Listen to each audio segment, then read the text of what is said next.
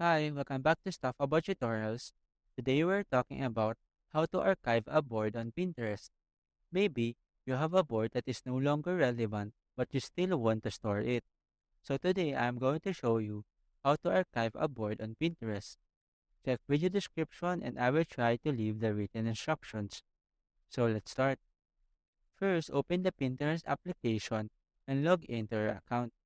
Once you're logged in, go to your profile page by tapping on this profile icon at the bottom right corner of the screen. On this page, you will see all the boards that you have created. Now, select the board that you want to archive by tapping on it. Once you are on the board, tap on these three dots at the top right corner of the screen. This will open up a menu, and in this menu, you will now see the option to archive the board. Simply tap on it. After that, a window will pop up asking you to confirm if you really want to archive the board. If you are sure that you want to archive the board, tap on this archive button. After that, you now have successfully archived the board and you can still access it in the archive board section.